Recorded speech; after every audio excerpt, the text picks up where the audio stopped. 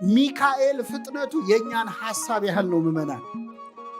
ሚካኤል ድረስልኝ ብላችሁ ስትጠሩት ገና ሚካኤል ብላችሁ ተናግራችሁ ሳትጨርሱ መልአኩ አጠገባችሁ ነው ያለው፣ ካጠገባችን ነው ያለው። ፈጣን ጠባቂዎችን ነው የሰጠን እግዚአብሔር ስሙ የተመሰገነ ይሁን። ገና ለምነ ሳትጨርስ ሚካኤል ብለህ ሳትጨርስ ገና ሚ ስትል ሚካኤል አጠገብ ነው ያለው። ይህን በምን አወቅን? ትንቢተ ኢሳይያስ ምዕራፍ 6 ላይ ተነዋላ። ነቢየ እግዚአብሔር ኢሳይያስ እግዚአብሔርን ከፍ ባለ ዙፋን ላይ ተቀምጦ አየሁት አለ። ንጉሡ ዖዝያን በሞተበት ዓመት እግዚአብሔርን አየሁት፣ ወዮልኝ ኃጢአተኛ ሰው ነኝ፣ ከንፈር የረከሰብኝ ነኝ ብዬ አለቀስኩኝ።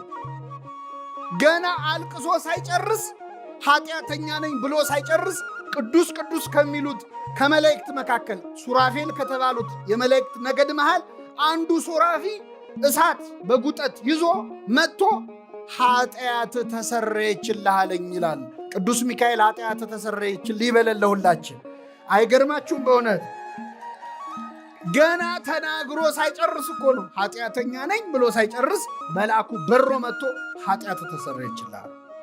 እንደዚህ አይነት ፈጣን ጠባቂዎች ስለሰጠን ስሙ የተመሰገነ ይሁን። የእግዚአብሔር መልአክ በሉ እስኪ በሚፈሩት ሰዎች ዙሪያ ይሰፍራል። ምን ይላቸዋል?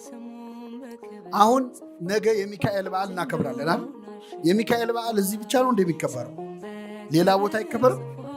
አዲስ አበባ ውስጥ ብዙ ቦታ አለ አይደል? ከአዲስ አበባ ውጭስ አለ አይደል? ከኢትዮጵያ ውጭስ? አሁን አንዳንድ ሰዎች ምን ያሳስባቸዋል? ነገ ሚካኤል በዓል ሲከበር ሚካኤል የት ነው የሚሄደው? ቦሌ ሚካኤል ነው የሚሄደው? መርካቶ ያለው ሚካኤል ነው የካ ነው የሚሄደው ብለው የሚጨነቁ ሰዎች አሉ። መላእክት በሁሉ ቦታ የሞላ አይደሉም። በሁሉ ቦታ የሞላ ማን ነው? እግዚአብሔር ነው። ታዲያ እናንተ እዚህ ሚካኤል ሚካኤል ስትሉት እዛም ያሉት ሚካኤል ሚካኤል ሲሉት ሚካኤል እንዴት ያዳርሳል ብለው የሚጨነቁ ሰዎች አሉ። በጣም ይገርማቸዋል። እኔ ኃጢአተኛው እዚህ ጋር ቆሜ የምናገረውን ንግግር እዚህ ያላችሁ ትሰማላችሁ? አሰቡ። እዚህ የሌሉ ሰዎች እንዲሰሙ ማድረግ ይቻላል አይቻል? በምን? እዚህ ፊት ለፊት ያሉት መቅረጫ ካሜራዎች፣ ስልኮች ቀርጸው ዓለም ሁሉ እንዲሰማ ማድረግ ይችላሉ አይችሉም?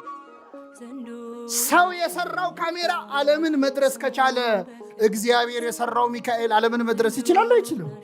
እንዴት ያለ አስተሳሰብ ነው! እንዴት መናናቅ ነው ከእግዚአብሔር ጋር! እኛ የሰራነው ቆርቆሮ እንኳን ዓለም ይደርሳል።